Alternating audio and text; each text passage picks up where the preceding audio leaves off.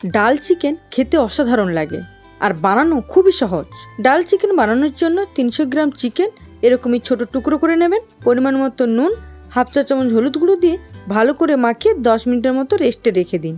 আমি 200 গ্রাম ছোলার ডাল ওভারনাইট ভিজিয়ে রেখেছিলাম। প্রেসারে দিন ভিজিয়ে রাখা ডাল, 1 চা চামচ নুন, হাফ চা চামচ হলুদ গুঁড়ো, অল্প দারচিনি, একটা তেজপাতা, পরিমাণ মতো জল দিয়ে মিডিয়াম আঁচে 3টে সিটি দিয়ে সেদ্ধ করে নিন।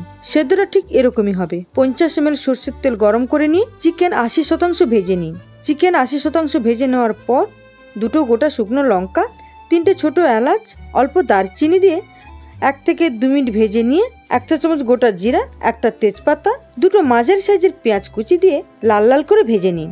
পেঁয়াজ লাল লাল করে ভাজা হয়ে গেলে 1 টেবিল চামচ আদা রসুন বাটা 1 থেকে 2 মিনিট কাঁচা গন্ধ চলে যাওয়া পর্যন্ত কষিয়ে নিন। হাফ চা চামচ হলুদ গুঁড়ো, 1 চা চামচ লঙ্কার গুঁড়ো, হাফ চা চামচ জিরার গুঁড়ো, 1 চা চামচ ধনের গুঁড়ো দিয়ে 3 থেকে 4 মিনিট কষান। 3 থেকে 4 মিনিট কষিয়ে নেওয়ার পর দিয়ে দিন একটা মাঝারি সাইজের টমেটো কুচি দিয়ে মশলা থেকে তেল ছাড়া পর্যন্ত খুব ভালো করে কষিয়ে নিন।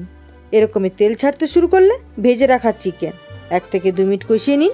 1 থেকে 2 মিনিট কষিয়ে নেওয়ার পর সেদ্ধ করে রাখা ডাল দিয়ে স্বাদ মতো নুন, অল্প একটু চিনি দিয়ে মিডিয়াম আঁচে 10 মিনিট ফুটিয়ে নিন। 10 মিনিট পর ওভেন থেকে নামানোর আগে দিয়ে দিন 1 চা চামচ গরম মশলা। আশা করি এই রেসিপিটা আপনাদের ভালো লাগবে। যদি ভালো লেগে থাকে তাহলে একটা লাইক করে দেবেন।